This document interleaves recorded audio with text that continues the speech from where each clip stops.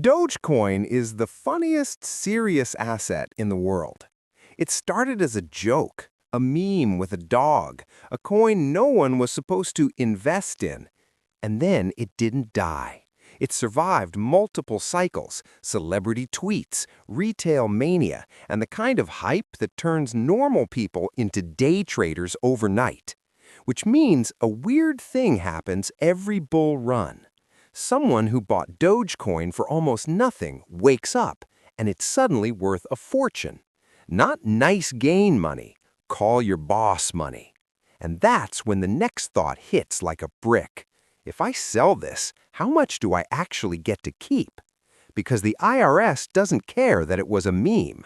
For tax purposes, Dogecoin is treated as property. Just like Bitcoin, just like Ethereum, just like every other crypto asset. So anytime you sell Doge for dollars, trade it for another coin, or use it to buy something, you may have created a taxable event. And when Doge explodes, people rarely sell carefully. They sell emotionally. They sell in a frenzy, in a dozen chunks, across multiple exchanges, often with no plan, no records, and no idea what their real cost basis is. Then tax season arrives, and the joke stops being funny. Meanwhile, it can look like wealthy investors, the ones who somehow always seem calm during the chaos, are moving in and out of Doge without paying much tax at all. So what are they doing? First, a hard truth. In the US, you generally can't sell Dogecoin in a taxable account and just not pay taxes if you realize a gain. The secret isn't that the rich have a magical exemption, it's that they're often not selling in the way you think they are. They're structuring, they're timing, they're avoiding the moment where the gain becomes unavoidable. The first strategy is the simplest. They don't sell, they borrow. Imagine Dogecoin moons and you're sitting on a massive position. If you sell, you trigger capital gains tax. But if you pledge Doge as collateral for a loan, you can access cash without a taxable sale. A loan is not income. You still own the Doge. No sale, no realized gain, no immediate tax event. Now, this is not a free lunch. Dogecoin can drop fast. Liquidation risk is real. If your collateral gets liquidated, that can force a sale at the worst possible time, potentially creating taxes anyway. That's why wealthy investors who borrow tend to do it conservatively. They treat it like a tool, not a gamble. The reason this strategy shows up so often in wealthy circles is simple. They don't view selling as the goal.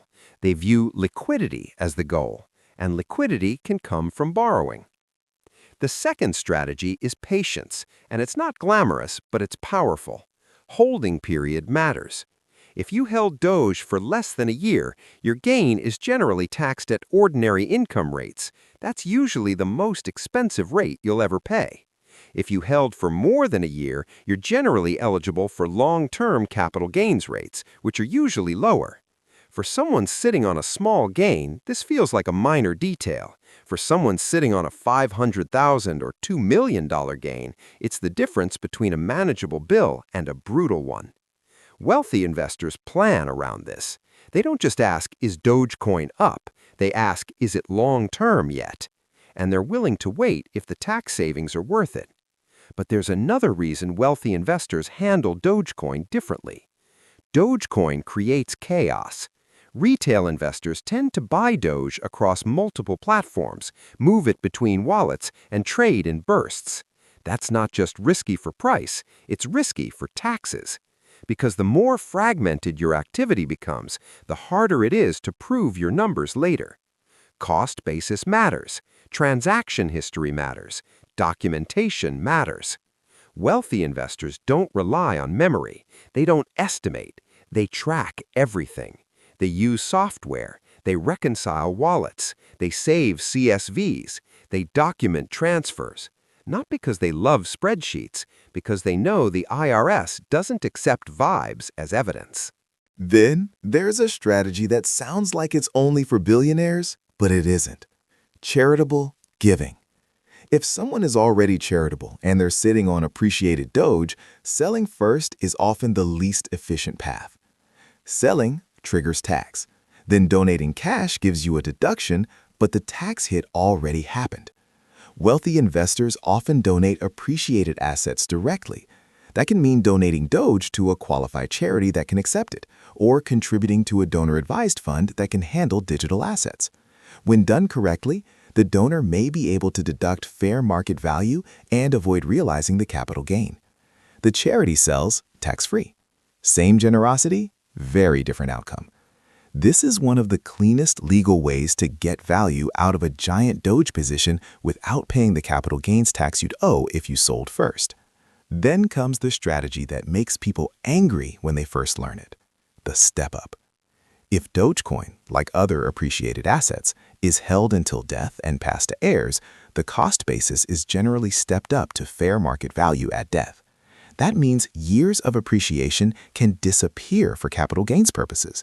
No sale occurred, so no gain was realized. This is one reason wealthy families often prefer not to sell volatile assets unless they absolutely need to. They're thinking in generations, not screenshots. Even when selling is necessary, wealthy investors rarely sell without offsetting. They harvest losses. If they have other assets that are down, whether in crypto or elsewhere, they may sell those losses intentionally to offset Dogecoin gains. Losses can offset gains. Unused losses can carry forward. And in some cases, careful loss planning can eliminate a huge portion of a tax bill. It's not exciting, it's not meme-worthy, but it's how taxes are actually managed. And then there's a strategy that has nothing to do with Dogecoin itself: where you live. State taxes can be enormous. A big Doge sale in a high-tax state can stack state income tax on top of federal. Some wealthy investors relocate before realizing life-changing gains, moving to states with no state income tax. It's not something you do casually, it's a life decision, but it can change the after-tax outcome dramatically. So what does all of this mean for regular people holding Dogecoin?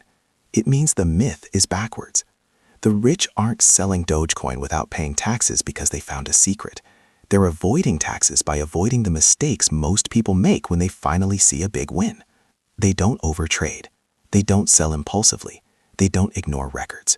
They don't wait until April to think about taxes. They don't treat a meme coin like a meme when it becomes real money. And that's the real lesson of Dogecoin. The joke isn't that it started as a meme. The joke is how many people make a life-changing gain and lose a huge part of it because they never planned for the boring part. In crypto, making money is only half the battle. Keeping it legally is the other half.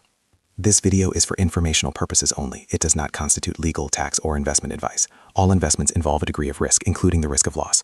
Always consult qualified professionals for your personal situation.